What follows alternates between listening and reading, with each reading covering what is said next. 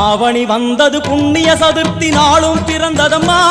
அதிகாலை முதலே மனையில் மங்கள மேளம் ஒலிக்குதம்மா கஜமுகனின் வரவை காண குடும்பம் வாசலில் கூடுதம்மா